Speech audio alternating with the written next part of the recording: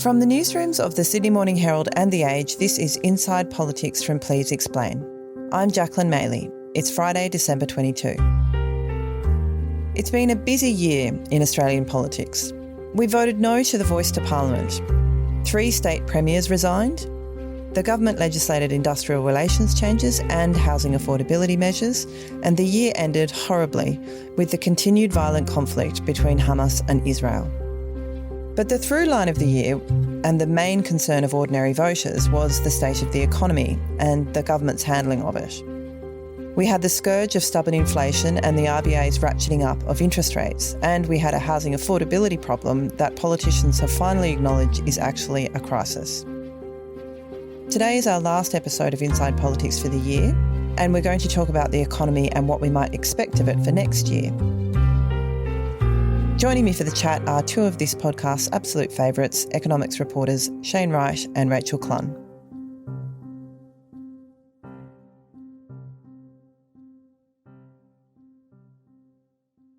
Welcome to the show, guys. It's a joy to be here. Thanks for having us. Shane, I wanted to start by talking about the economic issue that has impacted all of us this year, which is, of course, the cost of living crisis. Could you paint a picture for us of just how dire things have been and what exactly has been causing it? Well, the cause is pretty easy. Inflation is growing faster, or has been growing faster than wages growth, coupled with the Reserve Bank deciding it's time to bring the inflation show to an end. Hard pill to swallow for many Australians already struggling to make ends meet. So it's dramatically increased interest rates. The cash rate now at 4.35%, the highest in 12 years. And that combination, as well as the federal government and states grabbing not quite a record share, but a huge increase in tax, has led to many people going, what the hell is going on? I can't afford to go and buy what I want to buy. Now, that's the cost of living crisis in a nutshell. Of course, the Reserve Bank says that's actually what we want people to feel.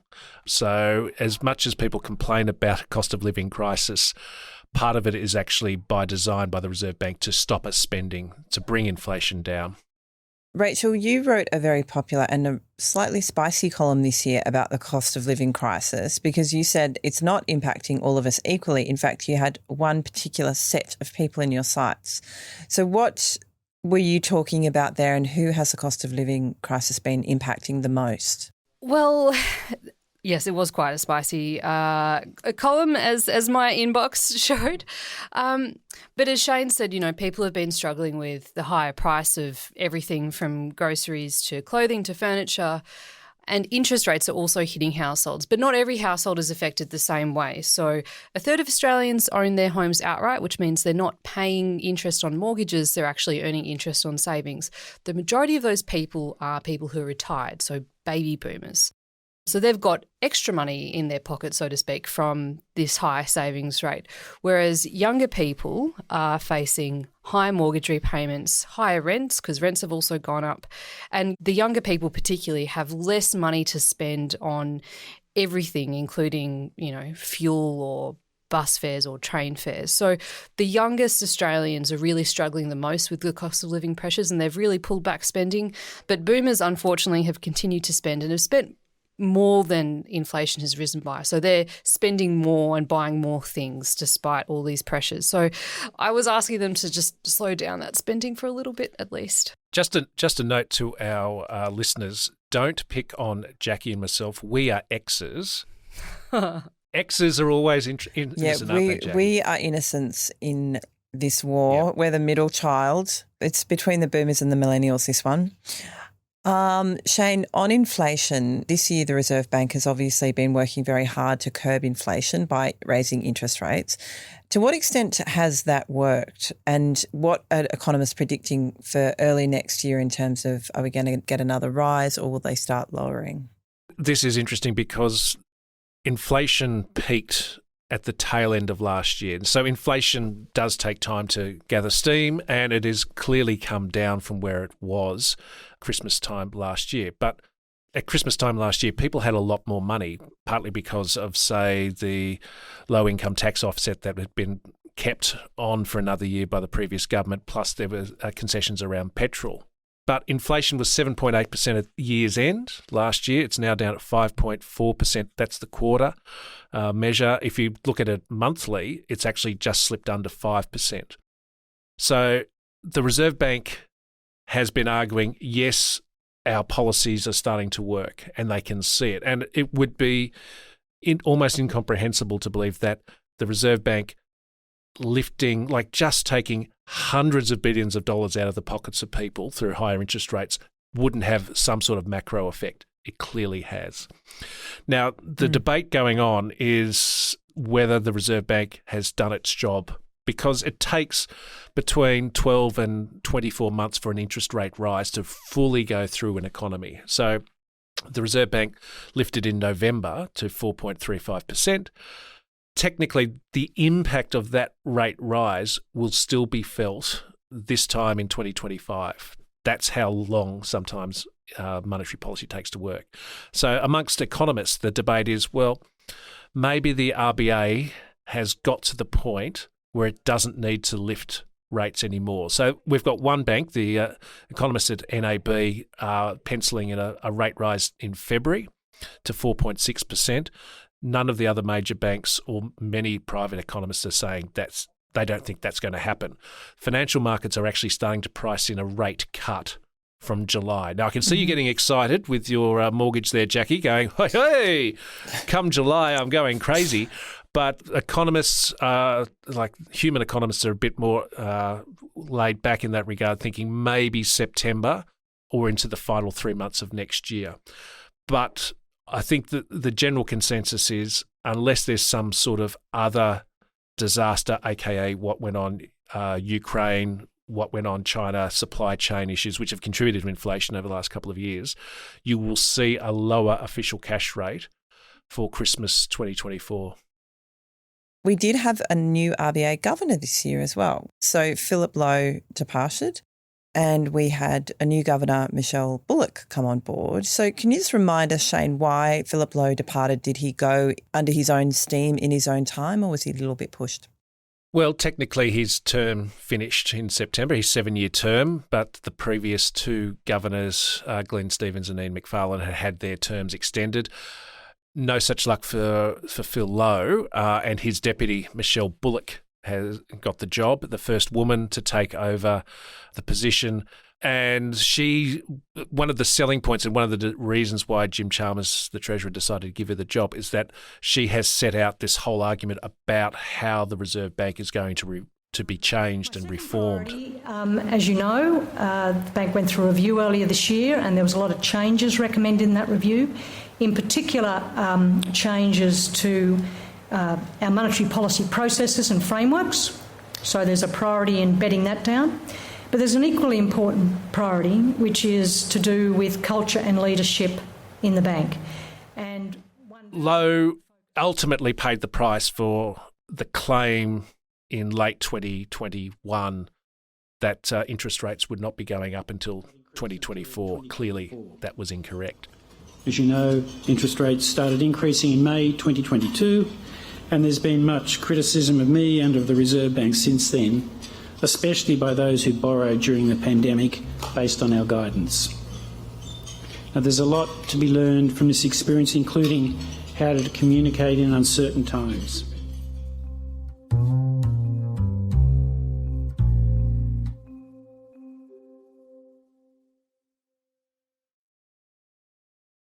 Okay, we need to talk now about housing. And Rach, I want to get you in on this. So after years of politicians basically ignoring the issue of housing affordability, they now talk openly about the problem of housing affordability.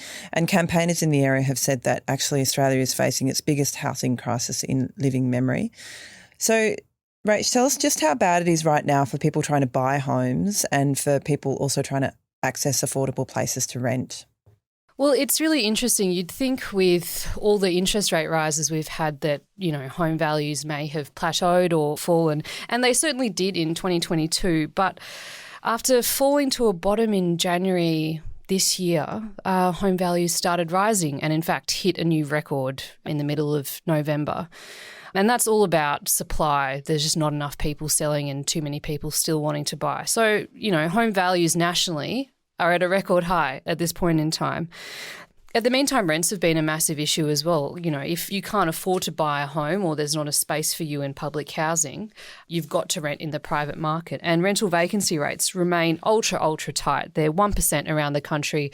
In some capital cities, they're below 0.5%. So that's, a few dozen, a few hundred available rentals at any one time in that city. And that's helped drive rents up by 7.6% in the year to September. That is the fastest rate of rental growth in a year since 2009. So there's enormous pressure on people renting. People trying to buy are facing some of the highest house prices that we've ever seen, depending on what city they're in. And the conversation this year around housing has really blown up, as you've said. And I think into next year, it's only going to continue because these pressures are still there. We did see the Labor government instituting a package of reforms on the housing affordability front, but there was a lot of fireworks around it because they were trying to push through a housing bill, but the Greens refused to support it. And then there was a fairly vitriolic political standoff between particularly Anthony Albanese and the Greens MP Max Chandler-Mather, whose portfolio this is and who sort of took this up as his cause. And he's famously one of the only MPs in Parliament to rent. The Prime Minister in Question Time today, in quoting an article I wrote in Jacobin, said that the article said 30,000 homes, as the Prime Minister said, were being opposed. Those words do not at any point appear in the article. At any point. So I would ask the Prime Minister to come back and withdraw those comments. I'm happy to give him leave to table his article, Mr Speaker, because it exposes the political nature of the opposition to 30,000 public housing units that this member is engaged with. Table it. Order. Is the Prime Minister concluded? Order. The member of Griffith is seeking to table a document. I would love to. I don't have it. I just want to... Resume your seat. But the bill did end up passing, with Labor making some concessions to the Greens. So tell us about that $10 billion housing package. What can we expect from it? Yeah, so it's worth kind of explaining what the $10 billion Housing Australia Future Fund is. It's not $10 billion of money just injected into state and territory governments to build houses. It's a fund. So they're putting $10 billion into an account, essentially, to gain interest, and the interest on that will be used to help build social and affordable housing.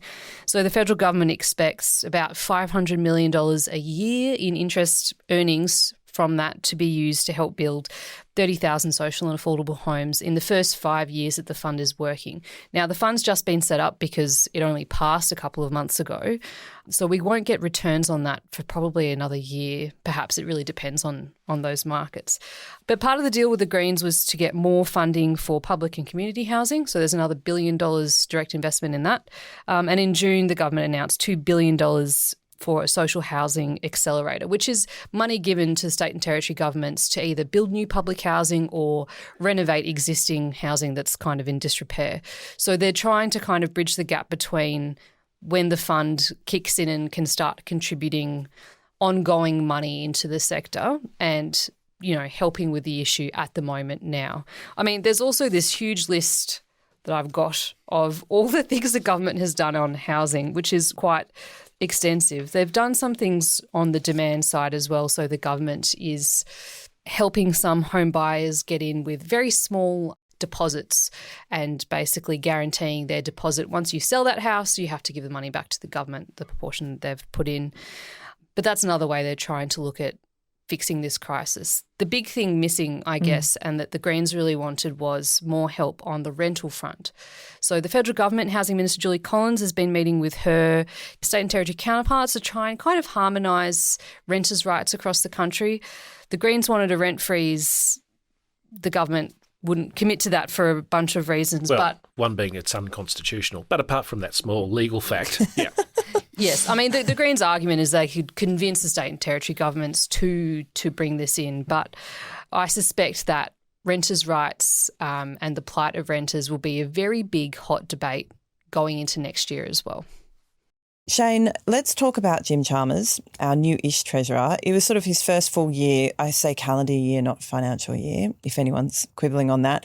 What would you write on Jim Chalmers' report card? if you, Shane Wright, were to assess him?